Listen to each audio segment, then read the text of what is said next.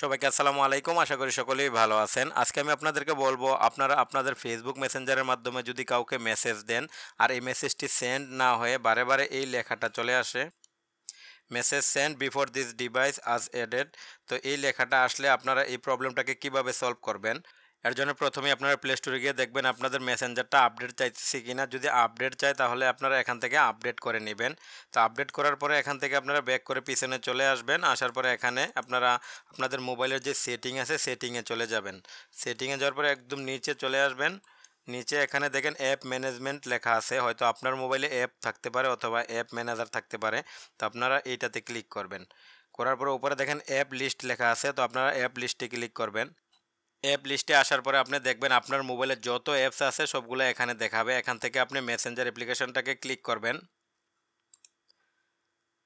তারপরে এখানে উপরে দেখেন ফোস্টপ আছে, এটাতে ক্লিক করবেন। তারপরে এখানে দেখেন স্টোরেজ ইউসেজ আছে, এটাতে ক্লিক করবেন। করার পরে এখানে ক্লিয়ার ক্র্যাশ আছে, এটাতে ক্লিক করবেন। তারপরে উপরে ক্লিয়ার ডাটা আছে, এটাতে ক্লিক করবেন। তারপরে এখান থেকে ওকে করবেন। ওকে করে দিয়ে এখান থেকে বের হয়ে পিছনে চলে আসবেন। তারপরে এখান থেকে আপনি মেসেঞ্জার অ্যাপ্লিকেশনটাতে আবার ক্লিক করবেন। তারপরে এখানে নট নাও ক্লিক করবেন।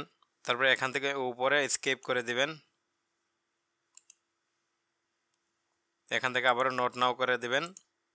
তারপরে এখান থেকে আপনি মেসেজ দিয়ে দেখবেন আপনার এটা ঠিক হয়েছে কিনা। দেখেন আমি এখানে মেসেজ দিতেছি, দেখেন আমার এটা কিন্তু ঠিক হয়ে গেছে, মেসেজ সেন্ড হয়েছে। তো এইভাবে খুব সহজে আপনি আপনার মেসেঞ্জার থেকে মেসেজ সেন্ড না করতে পারলে ঠিক করতে পারবেন। আশা করি ভিডিওটি আপনাদের ভালো লেগেছে। ভালো লাগলে চ্যানেলটিকে সাবস্ক্রাইব করবেন, লাইক শেয়ার কমেন্ট করবেন। ধন্যবাদ।